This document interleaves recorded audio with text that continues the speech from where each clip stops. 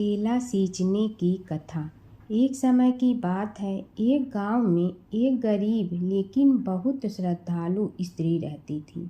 वह प्रतिदिन भगवान विष्णु और माता लक्ष्मी की पूजा करती थी। एक दिन उसने सुना कि केला के पेड़ को सींचने से, पानी देने और उसकी पूजा करने से घर में सुख समृद्धि आती है। उसने पूरे मन से हर गुरुवार को केले के पेड़ की पूजा शुरू कर दी। जल चढ़ाती, दीप जलाती और भगवान विष्णु का नाम जपती। कुछ समय बाद उसकी भक्ति से प्रसन्न होकर भगवान विष्णु एक साधु के रूप में उसके घर आए। उन्होंने उसकी परीक्षा लेने के लिए भोजन मांगा। गरीब होने के बावजूद उस स्त्री ने अपने पास का सारा भोजन साधु को प्रेम से दे दिया। साधु, जो वास्तव में भगवान विष्णु थे, उसकी भक्ति और सेवा से बहुत प्रसन्न हुए और उसे आशीर्वाद दिया, तुम्हारे घर में कभी धन धान्य की कमी नहीं होगी। धीरे धीरे उस स्त्री का जीवन बदलने लगा। उसके घर में सुख समृद्धि आने लगी और हमेशा खुश रहने लगी। बुढ़िया माई को मुक्ति दी। तुलसी माता की कथा। एक बुढ़िया माई तुलसी जी को सींचती और कहती कि हे तुलसी माता, सत की दाता, मैं तेरा बिडला सींचती हूँ, मुझे बहू दे, पीताम्बर की धोती दे, मीठा मीठा घास दे, बैकुंठा में वास दे, चटक की चाल दे, पटक की मोत दे, चंदन का काठ दे, रानी सा राज दे, दाल भात का भोजन दे, 11 की मौत दे, कृष्ण जी का कंधा दे। तब तुलसी माता यह सुनकर सूखने लगी। तो भगवान ने पूछा कि हे तुलसी, तुम क्यों सूख रही हो? तुलसी माता ने कहा कि एक बुढ़िया रोज आती है और यही बात कह जाती है, मैं सब बात तो पूरा कर दूंगी, लेकिन कृष्ण का कंधा कहाँ से लाऊंगी? तो भगवान बोले, जब वो मरेगी तो मैं अपने आप कंधा दे आऊँगा, तू बुढ़िया माई से कह देना। जब बुढ़िया माई मर गई, सब लोग आ गए। जब माई को ले जाने लगे तो वह किसी से न उठी। तब भगवान एक 12 बरस के बालक का रूप धारण करके आए। बालक ने कहा, मैं कान में एक बात कहूँगा तो बुढ़िया माई उठ जाएगी। बालक ने कान में कहा, बुढ़िया माई मन की निकाल ले, पीताम्बर की धोती ले, मीठा मीठा घास ले, बैकुंठा का वास ले, चटक की चाल ले, पटक की मोत ले, कृष्ण जी का कंधा ले। यह सुनकर बुढ़िया माई हल्की हो गई। भगवान ने कंधा दिया और बुढ़िया माई को मुक्ति मिल गई। हे तुलसी माता, जैसे बुढ़िया माई को मुक्ति दी वैसे सबको देना। तुलसी माता की कथा। पुरानी समय की बात है, एक परम सुंदर और पतिव्रता स्त्री थी जिनका नाम था वृंदा। वे भगवान विष्णु की परम भक्त थी और उनका विवाह राक्षस राजा जलंधर से हुआ था। जलंधर बहुत शक्तिशाली था और उसकी शक्ति का रहस्य था उसकी पत्नी वृंदा की अटूट पतिव्रता धर्म। जब तक वृंदा अपने पति के प्रति सच्ची और समर्पित रही, तब तक कोई भी देवता जलंधर को पराजित नहीं कर सकता था। देवताओं ने कई बार प्रयास किया, लेकिन जलंधर अजेय रहा। तब सभी देवता भगवान विष्णु के पास गए और उनसे सहायता मांगी। भगवान विष्णु ने एक लीला रची। वे जलंधर का रूप धारण करके वृंदा के सामने प्रकट हुए। वृंदा ने उन्हें अपना पति समझकर उनका सत्कार किया, लेकिन जैसे ही वृंदा को सच्चाई का पता चला, उनका पतिव्रता धर्म भंग हो गया। उसी क्षण देवताओं ने जलंधर का वध कर दिया।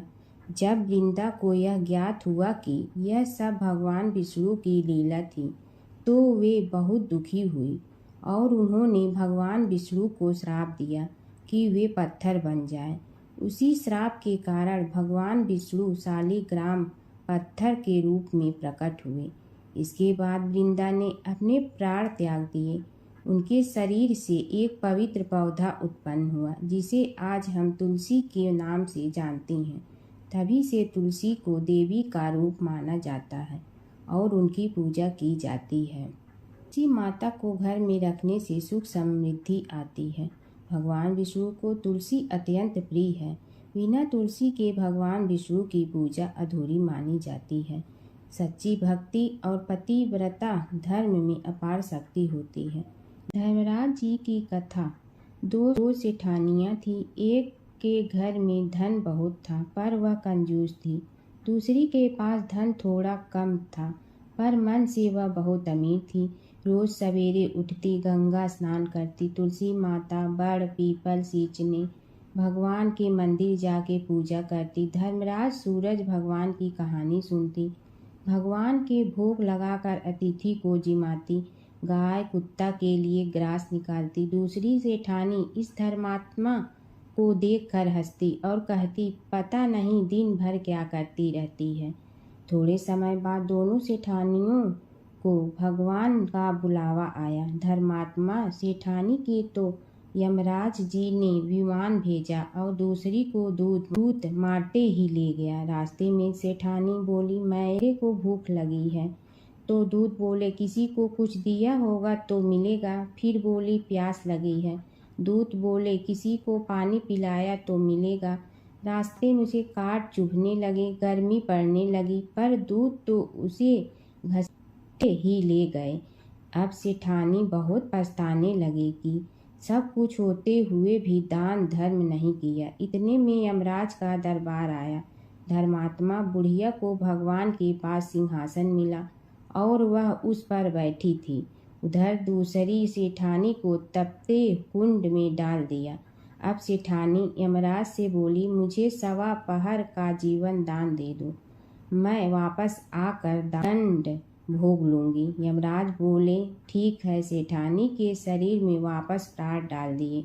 संसार में आते ही पंडितों को बुलाकर सेठानी ने धर्मराज की कथा सुनी, सब तरह से दान धर्म किया। इतने में समय पूरा हो गया। अब की बार विमान आया। 1.25 पहर के दान धर्म से सेठानी को स्वर्ग मिला। धर्मराज जी की परम भक्त पोपा बाई की कथा।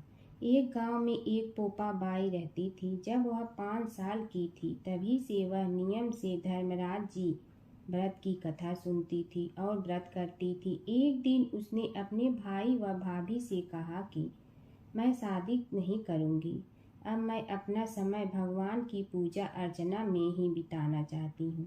इसलिए मेरी झोपड़ी गांव के बाहर बनवा दो और गांव में सबको कह दो कि वह अपनी गाय व बछड़ों को मेरे यहाँ ही घास भूस चरने को भेज दो और जिसकी भी इच्छा हो, श्रद्धा हो, मुझे खाना भिजवा दो। एक दिन नगर का राजा शिकार खेलने जंगल में आया और गांव के बाहर जंगल के पास बनी झोपड़ी देखकर रुक गया। झोपड़ी के पास जाकर उसने आवाज लगाई कि कौन है, लेकिन भीतर से कोई आवाज न आने पर वह लगातार दरवाजा खटखटाता रहा। तब पोपा बाई उठी और कहने लगी कि कौन हो तुम जो बार बार दरवाजा बजा रहे हो, क्यों आवाज लगा रहे हो? राजा ने कहा कि मैं यहाँ का राजा हूँ और तुम्हारे साथ विवाह करूँगा। पोपा बाई ने कहा कि जहाँ से आए हो वहीं चले जाओ, मैं किसी पराये आदमी का मुंह नहीं देखती हूँ। राजा ने पोपा बाई की एक नहीं सुनी और जबरदस्ती उठा ले गया। तब पोपा बाई ने राजा को श्राप दिया कि तुम्हारा सारा राजपाट नष्ट हो जाएगा। महल में आने पर राजा की रानियों ने सारी बात सुनकर राजा से अनुरोध किया कि पोपा बाई को वहीं वापस छोड़ आओ। राजा जब पोपा बाई को वापस झोपड़ी में छोड़ने जाने लगा तो रास्ते में पाप की नदी आई जिसमें राजा डूब गया। कुछ समय बाद पोपा बाई मृत्यु के बाद धर्मराज जी के यहाँ पहुँची और धर्मराज जी ने उन्हें स्वर्ग का राज दे दिया। एक बार एक सेठ व सेठानी मृत्यु लोक से स्वर्ग लोक आए तो उसके द्वार बंद देखकर वह धर्मराज जी से द्वार खोलने का आग्रह करते हैं। धर्मराज जी कहते हैं, इस द्वार पर पोपा बाई का राज है। इस पर सेठ सेठानी कहते हैं कि हम पोपा बाई को नहीं जानते हैं। धर्मराज जी उन दोनों की बात सुनकर कहते हैं कि तुम दोनों 7 दिन तक मृत्युलोक में रहो। 8 खोपड़ा से राई भरकर 5 कपड़े ऊपर रख कर कहानी सुनकर उद्यापन करना और कहना कि राज है, पोपा बाई लेखा लेगी राई राई का। सारे बोलो पोपा बाई की जय। भगवान विष्णु और नारद की कथा। एक बार नारद मुनि जी ने भगवान विष्णु जी से पूछा, हे भगवान, आपका इस समय सबसे प्रिय भक्त कौन है? अब विष्णु तो भगवान हैं, सो झट से समझ गए अपने भक्त नारद मुनि की बात और मुस्कुरा कर बोले, मेरा सबसे प्रिय भक्त उस गांव का एक किसान है। यह सुनकर नारद मुनि जी थोड़ा निराश हुए और फिर से एक प्रश्न किया, हे भगवान, आपका बड़ा भक्त तो मैं हूँ, तो फिर सबसे प्रिय क्यों नहीं? भगवान विष्णु जी ने नारद मुनि जी से कहा, इसका जवाब तो तुम खुद ही दोगे। जाओ, एक दिन उसके घर रहो और फिर सारी बात मुझे बताना। नारद मुनि जी सुबह सवेरे मुंह अंधेरे उस किसान के घर पहुंच गए। देखा अभी अभी किसान जगा है और उसने अब सबसे पहले अपने जानवरों को चारा देता, फिर मुंह धोता, दैनिक कार्यों से निवृत्त होता, जल्दी जल्दी भगवान का नाम लिया, रूखी सूखी रोटी खाकर जल्दी जल्दी अपने खेतों पर चला गया। सारा दिन खेतों में काम किया और शाम को वापस घर आया। जानवरों को अपनी जगह बांधा, उन्हें चारा पानी डाला, हाथ धोया, मुंह धोया, फिर थोड़ी देर भगवान का नाम लिया, फिर परिवार के संग बैठकर खाना खाया और कुछ बातें की और फिर से सो गया।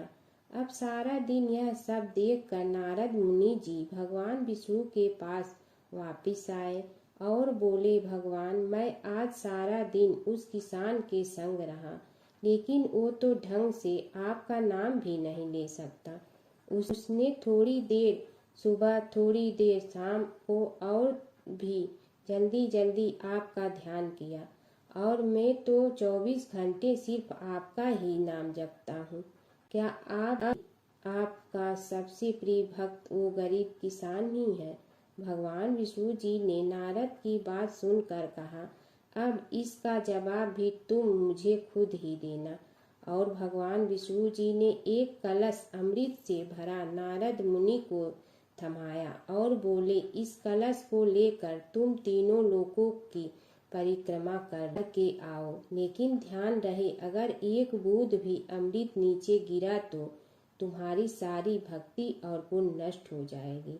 नारद मुनि तीनों लोकों की परिक्रमा करके जब भगवान विष्णु के पास वापस आए तो खुश होकर बोले, भगवान, मैंने एक बूंद भी अमृत नीचे नहीं गिरने दिया। विष्णु भगवान ने पूछा, और इस दौरान तुमने मेरा नाम कितना बार लिया, मेरा स्मरण कितनी बार किया? तो नारद बोले, अरे भगवान जी, मेरा तो सारा ध्यान इस अमृत पर था, फिर आपका ध्यान कैसे करता? भगवान विष्णु ने कहा, हे नारद, देखो उस किसान को, वो अपना कर्म करते हुए भी नियमित रूप से मेरा स्मरण करता है, क्योंकि जो अपना कर्म करते हुए भी मेरा जाप करे वो ही मेरा सबसे प्रिय भक्त है। तुम तो सारे दिन खाली बैठे ही जप करते हो, और जब तुम्हें कर्म दिया तो मेरे लिए तुम्हारे पास समय ही नहीं था। तो नारद मुनि सब समझ गए और भगवान के चरण पकड़ कर बोले, हे भगवान, आपने मेरा अहंकार तोड़ दिया, आप धन्य हैं। कीड़ी नगरा सींचने की कहानी। एक गांव में एक बुढ़िया माई रहती थी। उसके 2 बेटे तथा बहू भी थे। बुढ़िया माई भगवान श्री हरि विष्णु की परम भक्त थी। अपना जीवन दान धर्म पुण्य कार्य कर्मों में लगाती थी, परंतु बुढ़िया माई कभी भी मंदिर और सत्संग में व तीर्थ स्थानों पर नहीं जाती थी। एक बार गांव में भागवत कथा हो रही थी। बेटे ने कहा, माँ आप सारा दिन घर में रहती हैं, आप मंदिर में भागवत कथा सुनने क्यों नहीं जाती? बुढ़िया माई ने बेटे का मन रखने के लिए कह दिया कि आज जाऊंगी, परंतु नहीं गई। ऐसा करते करते 6 दिन निकल गए। बुढ़िया माई के बेटे ने कहा, माँ आज अंतिम दिन है, आज तो कथा सुनने आपको जाना ही पड़ेगा। सारा दिन घर का काम करके बुढ़िया माई ने जाते जाते इतनी देर कर दी कि अंतिम दिन की भागवत कथा भी समाप्त हो गई। भगवान श्री हरि विष्णु सन्यासी का रूप धारण करके बुढ़िया माई के पास आए और बोले, बुढ़िया माई तुम कहाँ जा रही हो? बुढ़िया माई ने कहा, मैं भागवत कथा सुनने जा रही हूँ। तब सन्यासी रूपधारी भगवान श्री हरि विष्णु ने कहा, अब इतनी देर से क्यों जा रही हो? वहाँ तो अब कथा समाप्त हो गई है, अब वहाँ जाकर क्या करोगी? बुढ़िया माई ने कहा, अब घर से निकली हूँ तो जाकर ही रहूंगी। सब सन्यासी रूपधारी भगवान श्री हरि विष्णु ने कहा कि अब कथा समाप्त हो गई, भक्त लोग भी अपने अपने घर चले गए, अब तुम वहाँ से क्या लाओगी? तो बुढ़िया माई बोली, कुछ नहीं तो मैं वहाँ से एक ईंट ही उठा लाऊंगी। तो सन्यासी रूपधारी भगवान श्री हरि विष्णु बोले, तुम वहाँ से मिट्टी की ईंट लाओगी, उसके बदले में मैं तुम्हें एक सोने की ईंट दे देता हूँ। बुढ़िया माई ने ईंट ले ली और घर की तरफ चल पड़ी और विचार करने लगी कि यदि यह ईंट मैं घर लेकर जाऊंगी तो बेटे बहू झगड़ने लगेंगे, इसीलिए घर के आंगन में बाहर ही बुढ़िया माई ने वह ईंट जमीन में गाड़ दी। परंतु अब बुढ़िया माई का ध्यान उस ईंट पर ही रहने लगा। खाने पीने घर के काम करने में सदैव बुढ़िया माई अपना ध्यान सोने की ईंट पर ही लगाई रखती। बेटे बहू ने पूछा, माँ पूरे दिन घर के आंगन में क्या करती रहती हो? तो बुढ़िया माई ने कहा, मैं आने जाने वाले को देखती रहती हूँ। एक दिन बुढ़िया माई मर गई। यमराज के दूत बुढ़िया माई को लेने आए। बुढ़िया माई को लेकर धर्मराज जी के पास पहुँचे और धर्मराज जी को सारी बात बतलाई। धर्मराज जी ने बुढ़िया माई को कुतिया की योनि दे दी और कुतिया उसी पेड़ के नीचे बैठी रहती। बुढ़िया माई की बहू ने कहा, इस कुतिया को यहाँ से भगाओ, नहीं तो यह बच्चों को काट जाएगी। तो उसके बेटे ने उसकी पीठ पर एक लकड़ी मारी और बुढ़िया माई मर गई और को सर्प की योनि मिली। आंगन में सर्प को देखकर बेटे बहू ने किसी को काट नहीं जाए इसी डर से मार दिया। फिर बुढ़िया माई मरकर धर्मराज जी के पास पहुंची। बुढ़िया माई कीड़ी का रूप धारण करके उस आंगन में कीड़ी नगरा बना लिया। आंगन में कीड़ी नगरा हो गया। घर वाले बहुत परेशान हुए। घर वाले भोजन भी नहीं बना रहे थे और मन ही मन होने का स्मरण करने लगे। तब भगवान श्री हरि विष्णु सन्यासी का रूप धारण करके आए और बोले कि कुछ खाने को दे दो। तो घर वाले ने कहा, महाराज हमारे खाने को भी कुछ नहीं बनाया, क्योंकि हमारे घर में कीड़ी नगरा हो गया है, आप ही इसका कुछ उपाय बतलाइए। तब महाराज जी ने आंगन में खोदा और सोने की 28 निकाली और दोनों बेटों को दे दी और कहा, तुम्हारी माँ के नाम से दान पुण्य करना, धर्मशाला बनवाना, स्कूल बनवाना, प्याऊ लगवाना, गौशाला में गाय के चारे खाने की व्यवस्था करना। परंतु दोनों बेटे आपस में झगड़ने लगे कि तू दान कर, तू दान कर। किसी ने बुढ़िया माई के नाम से कोई दान नहीं किया और कीड़ी नगरा वहाँ उसी स्वरूप में स्थापित रहा। कुछ दिन बाद सन्यासी वापस आया और बुढ़िया माई के बेटों ने भगवान स्वरूपधारी सन्यासी महाराज से कहा कि हमारी घर की हालत वैसी की वैसी है, कीड़ी नगरा तो वैसे का वैसा ही है। तब साधु रूपधारी सन्यासी महाराज ने कहा, वह सोने के ईंट के टुकड़े लाओ और उन्हें बेचकर उनसे जो भी धन मिले उसे तुम्हारी माँ के नाम से दान पुण्य करो। इस कीड़ी नगरा पर शक्कर और आटा डालो। तुम ऐसा करोगे तो तुम्हारी माँ को मोक्ष प्राप्ति होगी। और उनके घर से कीड़ी नगरा चला गया। जो व्यक्ति प्रतिदिन सुबह प्रातः आटा और शक्कर कीड़ी नगरे पर डालता है, वह सदैव धनवान, पुत्रवान, संपन्न, सुख शांति से जीवन यापन करता है। उसके घर में कभी कोई कष्ट नहीं आता है। उसका जीवन सदा सर्वदा आनंद से व्यतीत होता है। उसके परिवारजन उसे अत्यधिक स्नेह प्रदान करते हैं। कीड़ी नगरा प्रतिदिन सींचने से जुड़ी नगरी की कहानी सुनने से, दान पुण्य व धर्म कार्यों में रुचि लगाने से जीवन उत्तम हो जाता है। जमुना की कहानी। प्राचीन समय में एक गांव था जिसमें दो बहनें रहा करती थी। एक बहन का नाम गंगा था तो दूसरी बहन का नाम जमुना था। एक बार दोनों बहनें एक साहूकार के खेत से गुजर रही थी तो जमुना ने 13 दाने जौ के तोड़ लिए, जिसे देख गंगा बोली कि तुझे तो ग्रहण लग गया, तूने चोरी की है। इस पर जमुना बोली कि अब मेरा ग्रहण कैसे धुलेगा। गंगा ने कहा कि तुझे 12 साल तक साहूकार के यहाँ नौकरी करनी पड़ेगी, तभी तेरा पाप धुलेगा और ग्रहण से मुक्ति मिलेगी। जमुना साहूकार के यहाँ नौकरी के लिए जाती है और अपने लिए काम मांगती है। साहूकार उसे काम पर रख लेता है, लेकिन काम करने से पहले जमुना उसे कहती है कि मैं सारे काम करूंगी, लेकिन 4 काम नहीं करूंगी। जूठे बर्तन नहीं मांजूंगी, झाड़ू नहीं लगाऊंगी, बिस्तर नहीं बिछाऊंगी और दिया नहीं जलाऊंगी। 12 साल के बाद कुंभ का मेला लगा तो साहूकारनी भी कुंभ नहाने जाने लगी। जमुना ने उसे जाते देख कहा कि कुंभ के मेले में मेरी बहन गंगा मिलेगी तो उसे यह सोने का टक्का दे देना, इससे वह अपने हाथों में सुंदर चूड़ियां पहन लेगी। साहूकारनी ने कुंभ के मेले में गंगा को वह सोने का टका दे दिया। गंगा ने उनसे वह टका लेते हुए कहा कि मेरी बहन को कहना कि उसके 12 वर्ष पूरे हो गए हैं, अब वह वहां वापिस आ जा। साहूकार व साहूकारनी वापिस घर आए तब जमुना मटके में पानी भर रही थी। दोनों जमुना से बोले कि हमने सोने का वह टका तेरी बहन गंगा को दे दिया था और उसने कहा है कि तेरे 12 वर्ष पूरे हो गए हैं, इसलिए अब तुम वापिस जाओ। यह समाचार सुनते ही जमुना सहस्त्र धारा में बदल गई और बहने लगी।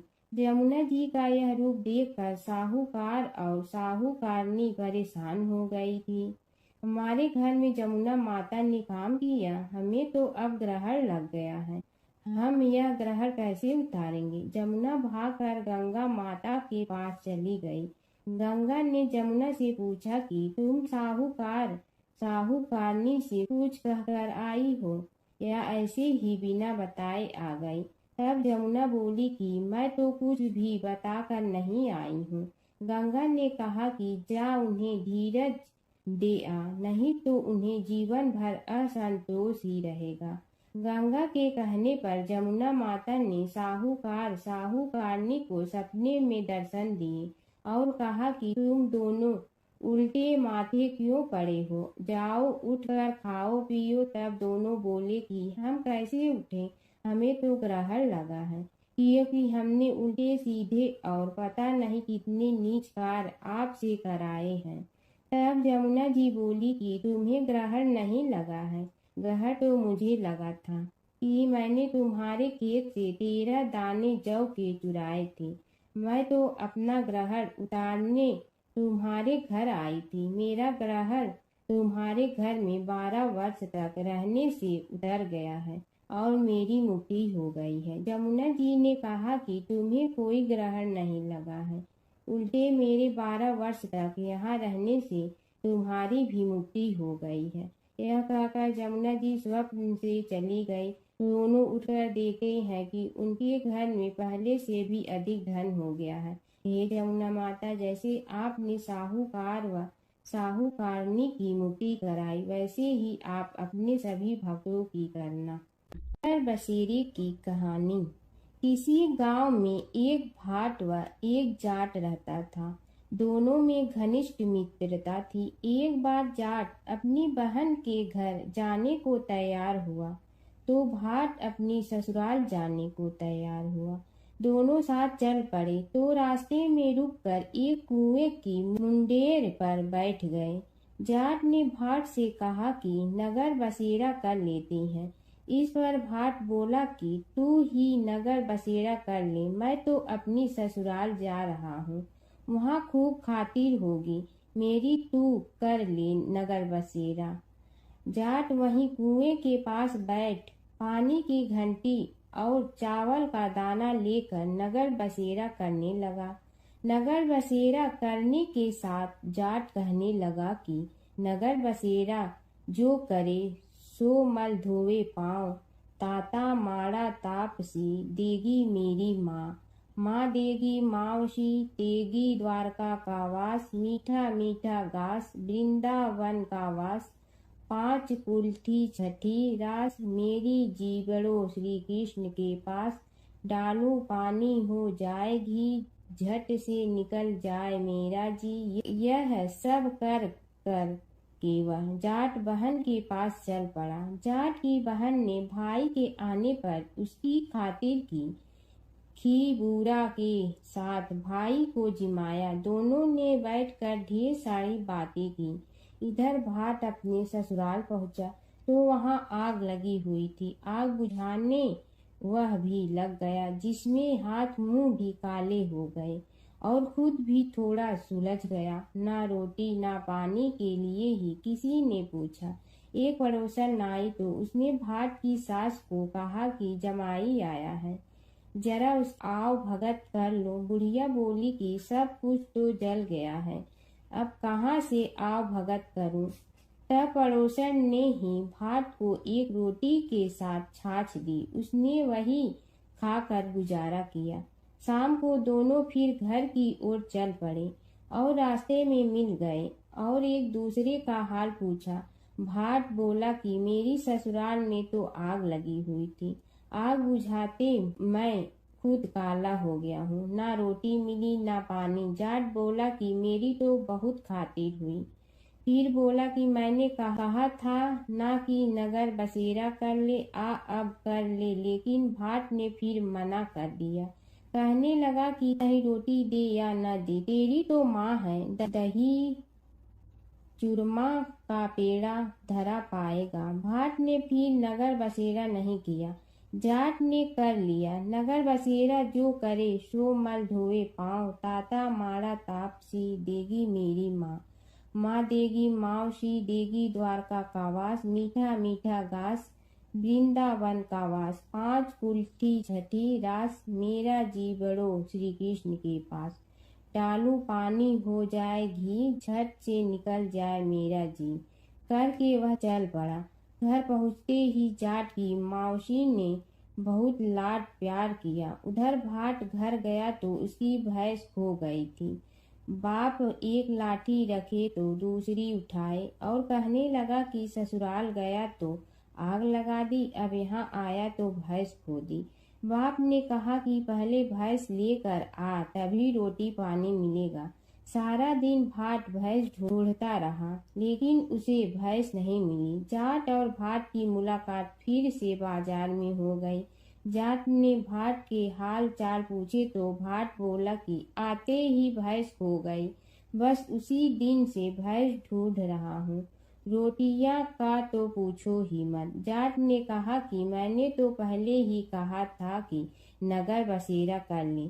जाट की बात सुनकर भाट बोला कि तेरे नगर बसेरे में इतनी ताकत है तो चल अब कर लेते हैं। दोनों ने बैठकर नगर बसेरा किया। नगर बसेरा जो करे सो मल धोवे पाँव, ताता माड़ा तापसी देगी मेरी माँ, माँ देगी मावशी देगी द्वारका का वास, मीठा मीठा घास वृंदावन का वास, पाँच कुल्ठी छठी रास मेरा जीवड़ो श्री कृष्ण के पास, डालू पानी हो जाए घी झट से निकल जाए मेरा जी। दोनों के नगर बसेरा करने पर भाट जैसे ही आगे बढ़ा तो उसकी खोई भैंस मिल गई, जिसे लेकर घर पहुंचा। घर पहुंचते ही माँ ने कहा कि लड़के को आते ही घर से निकाल दिया, सारे दिन से एक भूखा प्यासा भटक रहा है। यह कहकर उसकी माँ ने उसको खूब खिलाया पिलाया। इस घटना के बाद सारे नगर में ढिंढोरा पिटवा गया कि तब कोई अपने पीहर या सास से आते जाते नगर बसेरा करें। जैसे भाट को नगर बसेरा करने का फल मिला, वैसे ही हर किसी को मिलती है। माता सीता की कथा। यह कहानी सीता माता कहती थी और श्री राम इसे सुना करते थे। एक दिन श्री राम भगवान को किसी काम के लिए बाहर जाना पड़ा, तो सीता माता कहने लगी कि भगवान, मेरा तो 12 वर्ष का नित्य नियम है। अब आप बाहर जाएंगे तो मैं अपनी कहानी किसे सुनाऊंगी। श्री राम ने कहा कि तुम कुएं की पाल पर जाकर बैठ जाना और वहां जो औरतें पानी भरने आएंगी उन्हें अपनी कहानी सुना देना। सीता माता कुएं की पाल पर जाकर बैठ जाती हैं।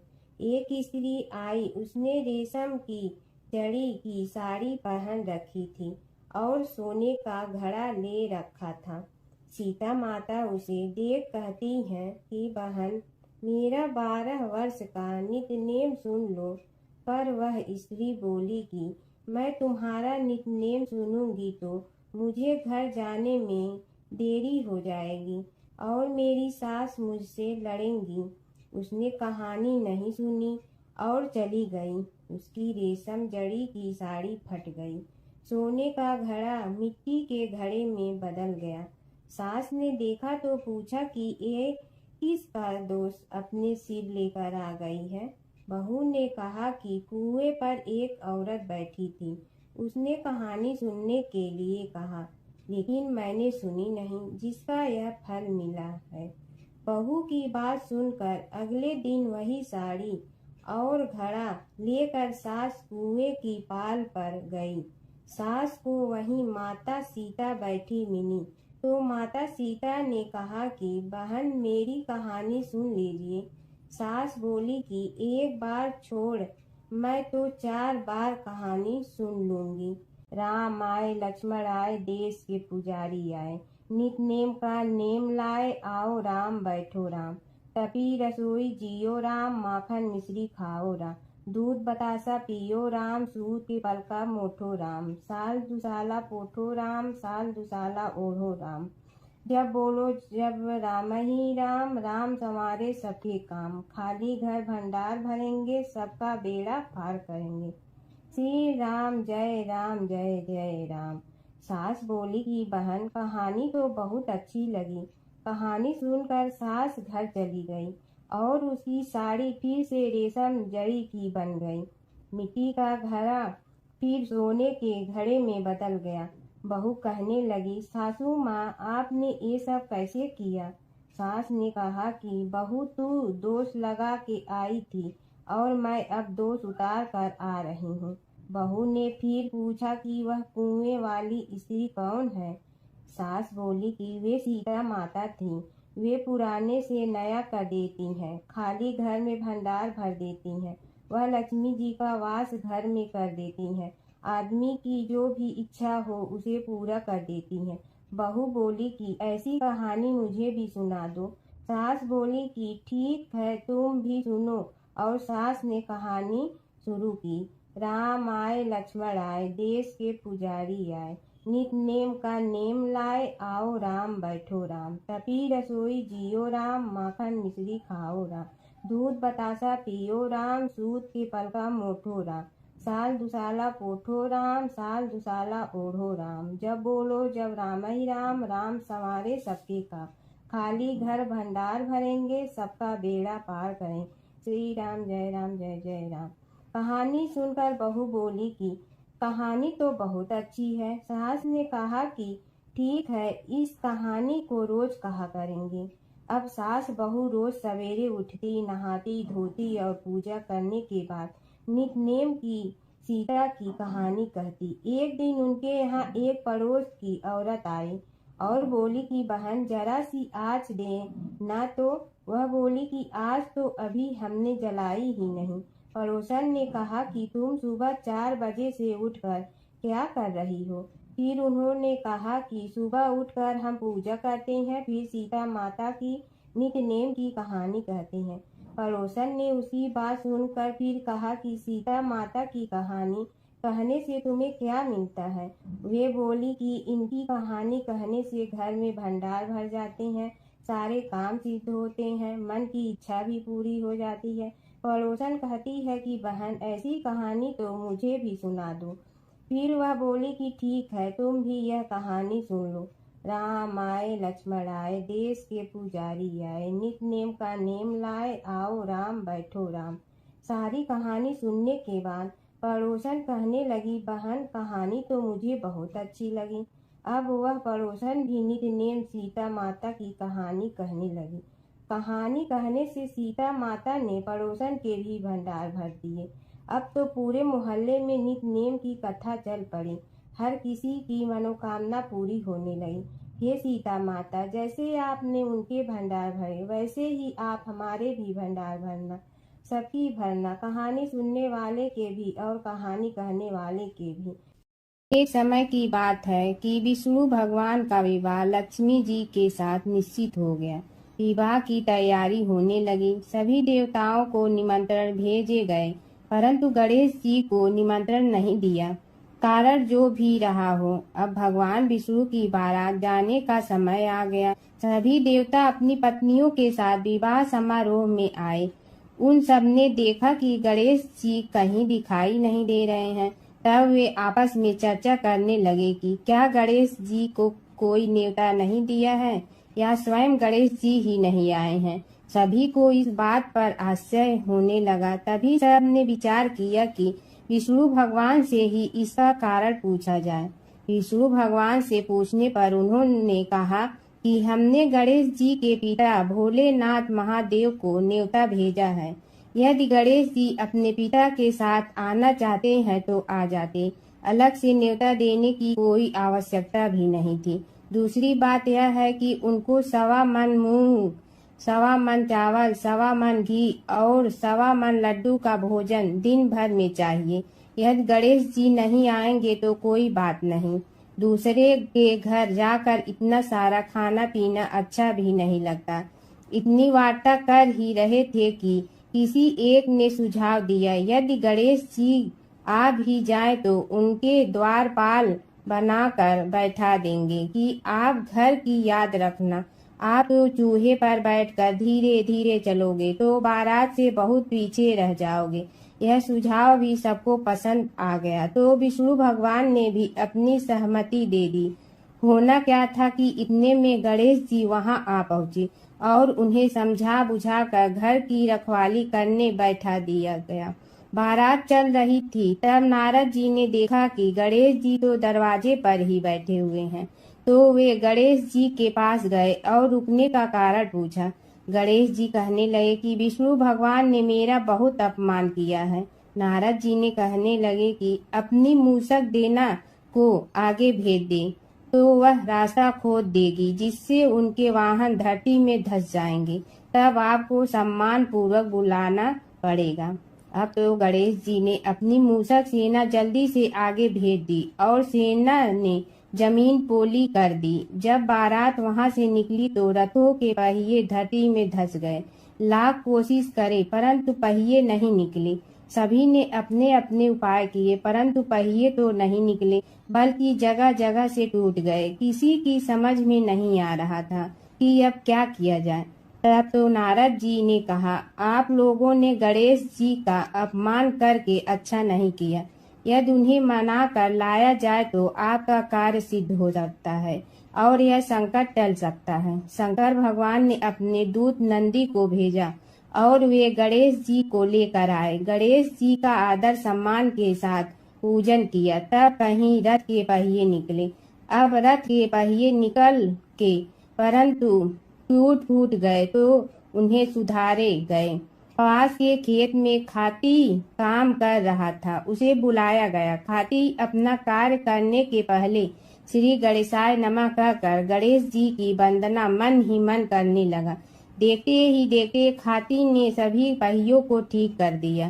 तब खाती कहने लगा कि हे देवताओं, आपने सर्वप्रथम गणेश जी को नहीं मनाया होगा और न ही उनकी पूजन की होगी, इसीलिए तो आपके साथ यह संकट आया है। हम तो मूर्ख अज्ञानी हैं, फिर भी पहले गणेश जी को पूजते हैं, उनका ध्यान करते हैं। आप लोग तो देवतागण हैं, फिर भी आप गणेश जी को कैसे भूल गए? अब आप लोग भगवान श्री गणेश जी की जय बोल कर जाएं तो आपके सब काम बन जाएंगे और संकट कट जाएंगे। ऐसा कहते हुए बारात वहां से चल दी और विष्णु भगवान को लक्ष्मी जी के साथ विवाह संपन्न करा के सभी सकुशल घर लौट आए। हे गणेश जी महाराज, आपने विष्णु को जैसे कारज सारियो ऐसे कारज सबको सिद्ध कर जो। बोलो गजानन भगवान की जय। प्राचीन काल की बात है। एक नगर में धर्मपाल नाम का एक निर्धन किंतु अत्यंत धर्मनिष्ठ व्यक्ति रहता था। वह न तो अधिक पूजा पाठ जानता था और न ही उसके पास धन था, परंतु उसके हृदय में भगवान विष्णु के प्रति अपार श्रद्धा थी। प्रतिदिन प्रातः स्नान कर भगवान विष्णु का स्मरण करता और तुलसी दल अर्पित करता। तब भी वह हरि नाम का जाप करता रहता। एक दिन किसी कारणवश वह पूजा न कर सका। मन में ग्लानि हुई और रात को उसने भगवान विष्णु से क्षमा याचना की। उसी रात उसे स्वप्न में विष्णु ने दर्शन दिए और कहा, हे भक्त, जो भी व्यक्ति श्रद्धा से मेरा स्मरण करता है, मैं उसके सभी पाप हर लेता हूँ। भक्ति में विधि नहीं, भाव प्रधान होता है। कुछ समय बाद धर्मपाल के जीवन की सभी कठिनाइयाँ दूर हो गई। उसके घर में सुख शांति और समृद्धि आ गई। अंत समय में उसे वैकुंठ लोक की प्राप्ति हुई। विष्णु भगवान की कथा। एक नगर में एक सेठ व एक सेठानी रहते थे और सेठानी रोज विष्णु भगवान की पूजा करती थी। सेठ को उसका पूजा करना बिल्कुल अच्छा नहीं लगता था। इसी वजह से एक दिन सेठ ने सेठानी को घर से निकाल दिया। घर से निकलने पर वह जंगल की ओर गई तो देखा 4 आदमी मिट्टी खोदने का काम कर रहे थे। उसने कहा कि मुझे नौकरी पर रख लो। उन्होंने उसे रख लिया, लेकिन मिट्टी खोदने से सेठानी के हाथों में छाले पड़ गए और उसके बाल भी उड़ गए। वह आदमी कहते हैं कि बहन, लगता है तुम किसी अच्छे घर की महिला हो, तुम्हें काम करने की आदत नहीं है। तुम एक काम रहने दो और हमारे घर का काम कर लिया करो। वह चारों आदमी उसे अपने साथ घर ले गए और वह 4 मुट्ठी अनाज लाते और सभी बांट कर खा लेते। एक दिन सेठानी ने कहा कि कल से 8 मुट्ठी अनाज लाना। अगले दिन वह 8 मुट्ठी अनाज लाए और सेठानी पड़ोसन से आग मांग लाई। उसने भोजन बनाया, विष्णु भगवान को भोग लगाया, फिर सभी को खाने को दिया। सारे भाई बोले कि बहन, आज तो भोजन बहुत स्वादिष्ट बना है। सेठानी ने कहा कि भगवान का जूठा है तो स्वाद तो होगा ही। सेठानी के जाने के बाद सेठ भूखा रहने लगा और आस पड़ोस के सारे लोग कहने लगे कि ये तो सेठानी के भाग्य से खाता था। एक दिन सेठ अपनी सेठानी को ढूंढने चल पड़ा। उसने ढूंढते हुए वह भी उस जंगल में पहुंच गया जहां वह चारों आदमी मिट्टी खोद रहे थे। सेठ ने उन्हें देखा तो कहा कि भाई, मुझे भी काम पर रख लो। उन आदमियों ने उसे काम पर रख लिया, लेकिन मिट्टी खोदने से उसके भी हाथों में छाले पड़ गए और बाल उड़ने लगे। उसकी यह हालत देख चारों बोले कि तुम्हें काम की आदत नहीं है, तुम हमारे साथ चलो और हमारे घर में रह लो। सेठ उन चारों आदमियों के साथ उनके घर चला गया और जाते ही उसने सेठानी को पहचान लिया, लेकिन सेठानी घूंघट में थी तो सेठ को देख नहीं पाई। सेठानी ने सभी के लिए भोजन तैयार किया और हर रोज की भांति विष्णु भगवान को भोग लगाया। उसने उन चारों भाइयों को भोजन परोस दिया, लेकिन जैसे ही वह सेठ को भोजन देने लगी तो विष्णु भगवान ने उसका हाथ पकड़ लिया। भाई बोले कि बहन, ये तुम क्या कर रही हो? वह बोली, मैं कुछ नहीं कर रही हूँ, मेरा हाथ तो विष्णु भगवान ने पकड़ लिया है। भाई बोले, हमें भी विष्णु भगवान के दर्शन कराओ। उसने भगवान से प्रार्थना की तो विष्णु जी प्रकट हो गए। सभी ने दर्शन किए। सेठ ने सेठानी से क्षमा मांगी और सेठानी को साथ चलने को कहा। भाइयों ने अपनी बहन को बहुत सा धन देकर विदा किया। जब सेठानी के साथ सेठ भी भगवान विष्णु की पूजा करने लगा और उनके परिणाम से उनका घर अन्न धन से भर गया। एक समय की बात है, एक भाई बहन रहते थे। बहन का नियम था कि वह अपने भाई का चेहरा देखते ही खाना खाती थी। हर रोज वह सुबह उठती थी और जल्दी जल्दी सारा काम करके अपने भाई का मुंह देखने के लिए उसके घर जाती थी। एक दिन रास्ते में एक पीपल के नीचे गणेश जी की मूर्ति रखी थी। उसने भगवान के सामने हाथ जोड़कर कहा कि मेरे जैसा अमर सुहाग और मेरे जैसा अमर पीहर सबको दीजिए। यह कहकर वह आगे बढ़ जाती है। जंगल के झाड़ियों के कांटे उसके पैरों में चुभा करते थे। एक दिन भाई के घर पहुंची और भाई का मुंह देखकर बैठ गई तो भाभी ने पूछा, पैरों में क्या हो गया है? यह सुनकर उसने भाभी को जवाब दिया कि रास्ते में जंगल के झाड़ियों के गिरे हुए कांटे पांव में चुभ गए हैं। जब वह वापस अपने घर आ जाए तब भाभी ने अपने पति से कहा कि रास्ते को साफ करवा दो, आपकी बहन के पांव में बहुत सारे कांटा चुभ गए हैं। भाई ने तब कुल्हाड़ी लेकर सारी झाड़ियों को काटकर रास्ता साफ कर दिया, जिससे गणेश जी का स्थान भी वहां से हट गया। यह देखकर भगवान गुस्सा हो गए और उसके भाई के प्राण हर लिए।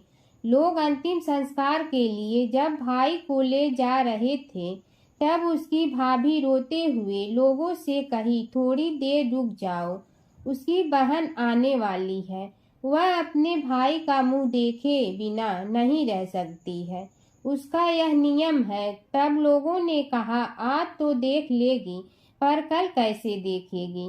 रोज दिन की तरह बहन अपने भाई का मुंह देखने के लिए जंगल में निकली। तब जंगल में उसने देखा कि सारा रास्ता साफ किया हुआ है।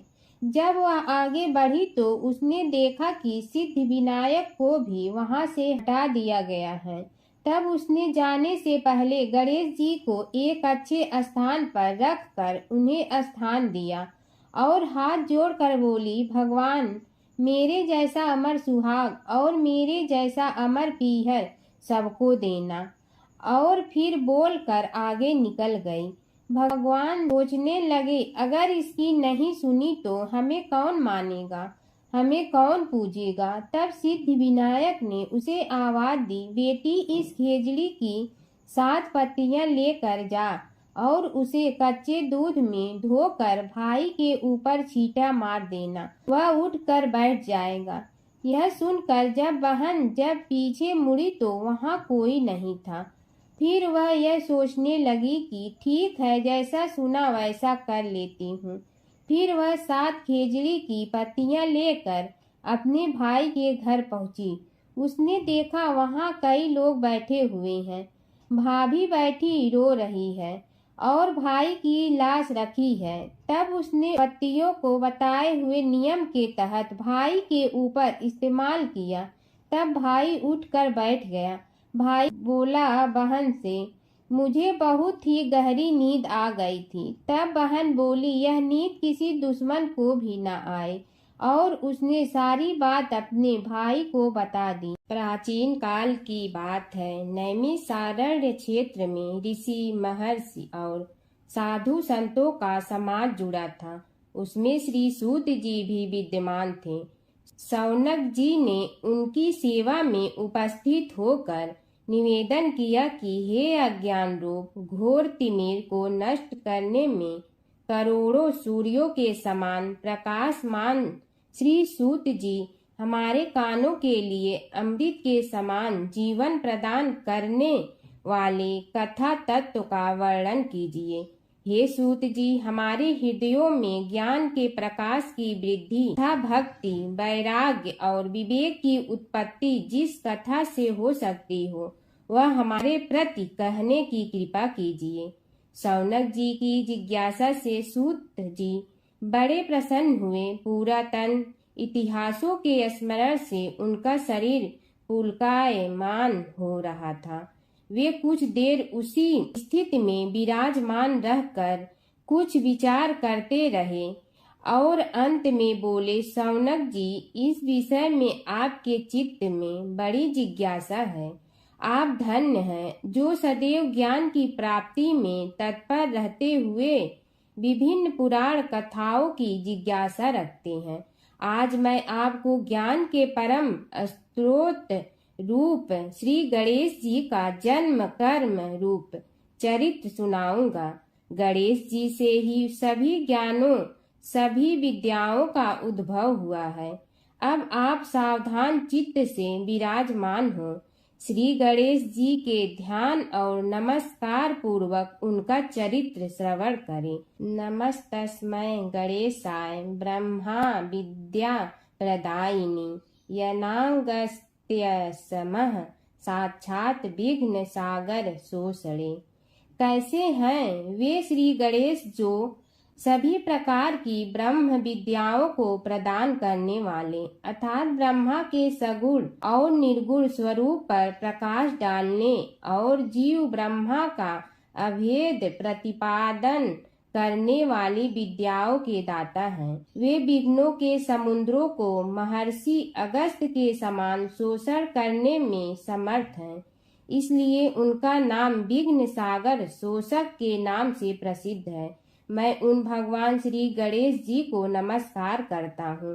प्रथम पूजा के अधिकारी श्री गणेश जी, यह कहकर सूत जी कुछ समय के लिए मौन हो गए और फिर बोले, शौनक जी, भगवान गणेश जी ही सर्वप्रथम पूजा प्राप्ति के अधिकारी हैं। किसी भी देवता की पूजा करो, पहले उनकी पूजा करो। शौनक जी ने निवेदन किया, हे भगवान, हे सूत, सर्वप्रथम यह बताने की कृपा कीजिए कि गणेश जी को प्रथम पूजा का अधिकार किस प्रकार प्राप्त हुआ। इस विषय में मेरी बुद्धि मोह को प्राप्त हो रही है कि सृष्टि रचयिता ब्रह्मा जी, पालन करता भगवान नारायण और संहार करता शिव जी में से किसी को प्रथम पूजा का अधिकारी क्यों नहीं माना गया। यह त्रिदेव ही तो सबसे बड़ा देवता माने जाते हैं। सूत जी ने कहा, शौनक जी, यह भी एक रहस्य ही है।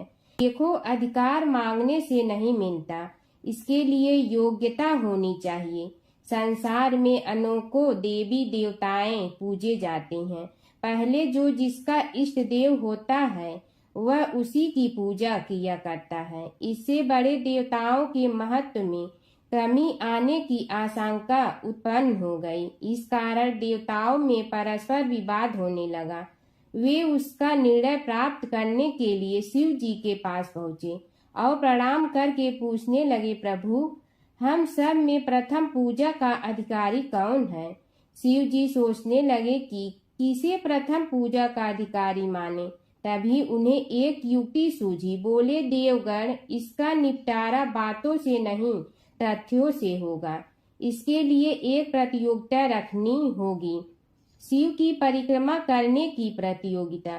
देवगण उनका मुख देखने लगे, शंकित हृदय से सोचने लगे कि कैसी प्रतियोगिता रहेगी। यह शिव जी ने उनके मन के भाव ताड़ लिए, इसलिए सांत्वना भरे शब्दों में बोले, घबराओ मत, कोई कठिन परीक्षा नहीं ली जाएगी। बस इतना ही कि सभी अपने अपने वाहनों पर चढ़कर संसार की परिक्रमा करो और फिर यहाँ लौट आओ। जो पहले लौटेगा वही सर्वप्रथम पूजा का अधिकारी होगा। अब क्या देर थी। सभी अपने अपने वाहन पर चढ़कर दौड़ पड़े। किसी का वाहन गजराज था तो किसी का सिंह, किसी का भैंसा तो किसी का मृग, किसी का हंस तो किसी का उल्लू, किसी का अश्व तो किसी का श्वान। अभिप्राय यह है कि वाहनों को विविधता के दर्शन उस समय जितने भले प्रकार से हो सकते थे उतने अन्य समय में नहीं। सबसे गया बीता वाहन गणेश जी का था मूषक, उससे चूहा भी कहते हैं। ऐसे वाहन के बल भरोसे इस प्रतियोगिता में सफल होना तो क्या, सम्मिलित होना भी हास्यास्पद है। गणेश जी ने सोचा, छोड़ो, क्या होगा प्रतियोगिता में भाग लेने से, हम तो यहाँ बैठे रह कर ही तमाशा देखेंगे। वे बहुत देर तक विचार करते रहे। अंत में उन्हें एक युक्ति सूझी। शिव जी स्वयं ही जगदाता हैं, यह संसार उन्हीं का प्रतिबिंब है, तब क्यों न इन्हीं की परिक्रमा कर ली जाए। इनकी परिक्रमा करने से ही संसार की परिक्रमा हो जाएगी। ऐसा निश्चय कर उन्होंने मूषक पर चढ़कर शिव जी की परिक्रमा की और उनके समक्ष जा पहुँचे। शिव जी ने कहा, तुमने परिक्रमा पूर्ण कर ली? उन्होंने उत्तर दिया, जी हाँ। शिव जी सोचने लगे कि इसे तो यहीं घूमते हुए देखा, फिर परिक्रमा कैसे कराया। देवताओं का परिक्रमा करके लौटना आरंभ हुआ और उन्होंने गणेश जी को वहां बैठे देखा तो माथा ठनक गया। फिर भी साहस करके बोले, अरे तुम विश्व की परिक्रमा के लिए नहीं गए? गणेश जी ने कहा, अरे मैं कब का यहाँ आ गया। देवता बोले, तुम्हें तो कहीं भी नहीं देखा। गणेश जी ने उत्तर दिया, देखते कहाँ से, समस्त संसार शिव जी में विद्यमान है।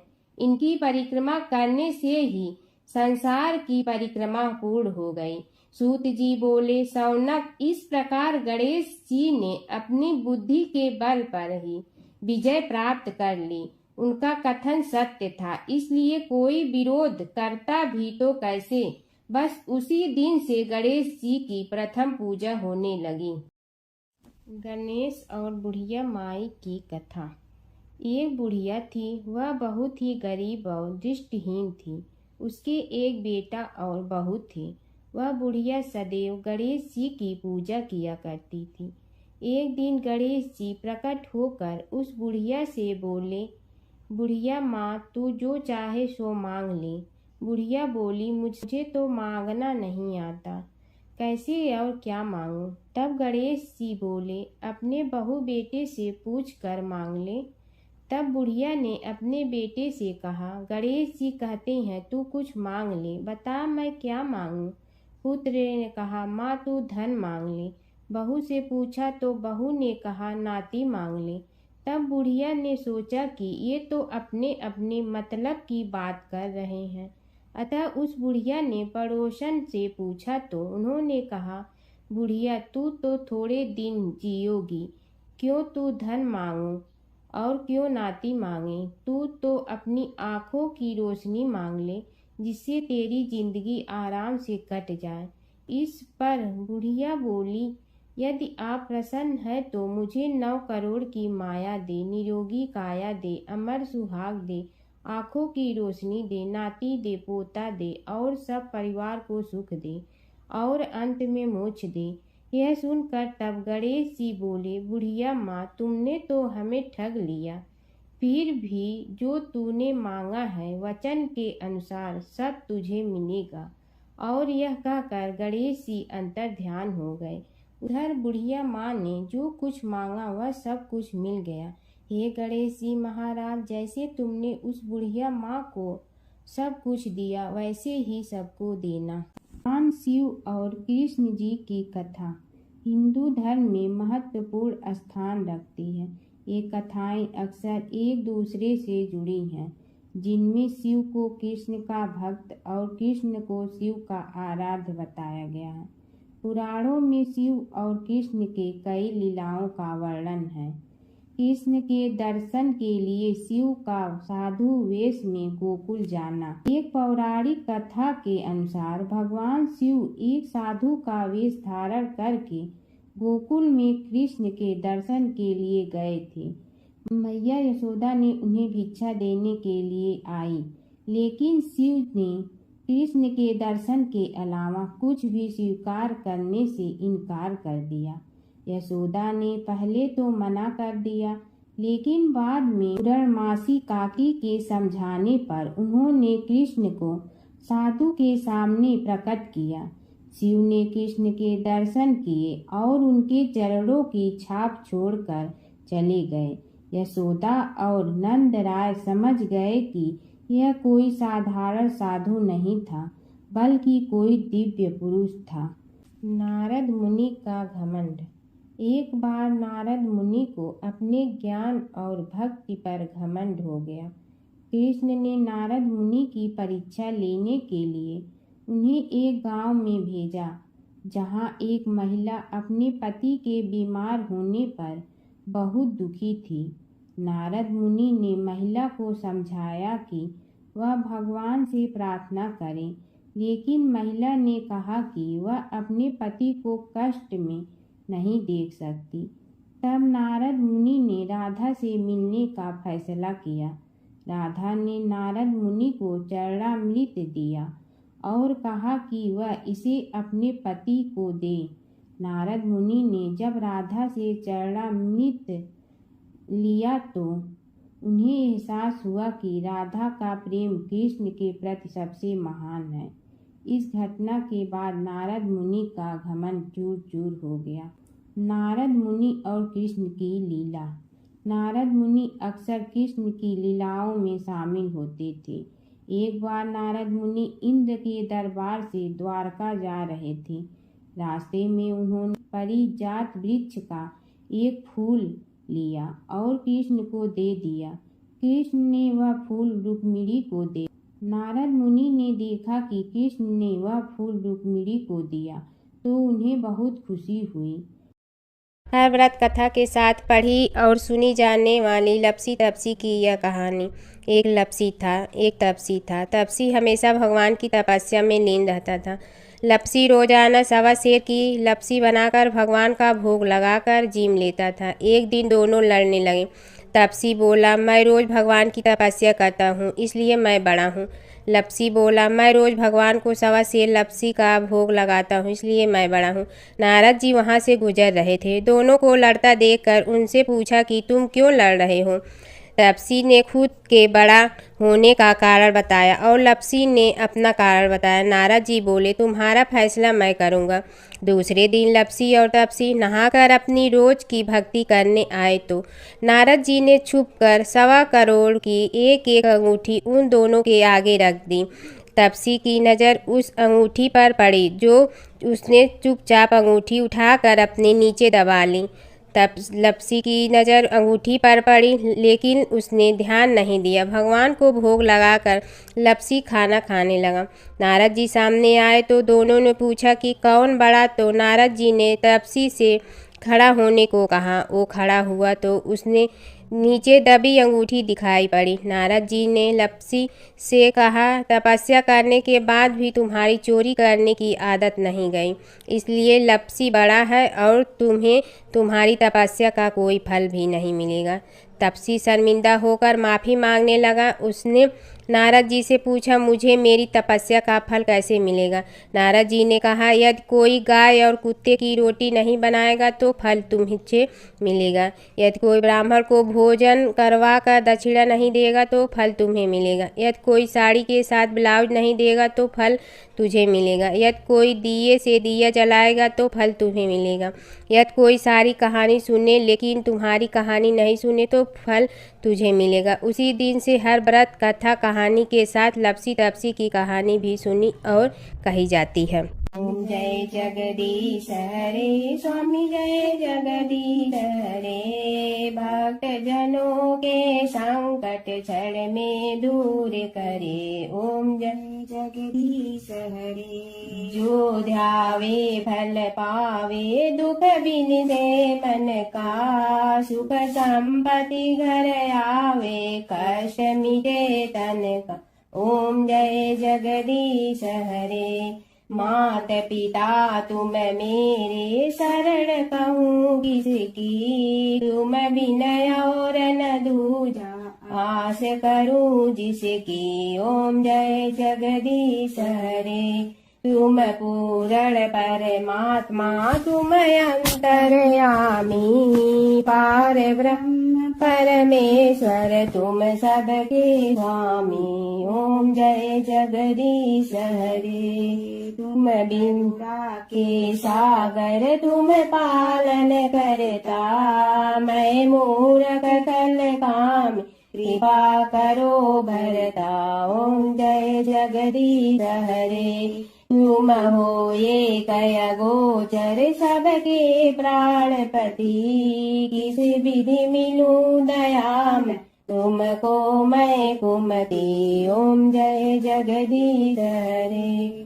दीन बंधु दुख हरता तुम रक्षक मेरे, अपने हाथ उठाओ द्वार पड़ा तेरे।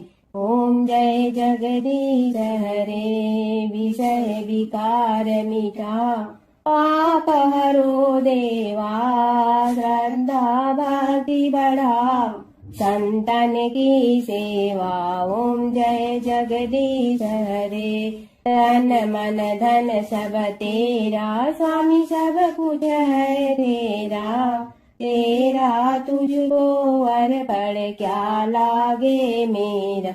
ओम जय जगदीश हरे। जय जगदीश हरे। स्वामी जय जगदीश हरे।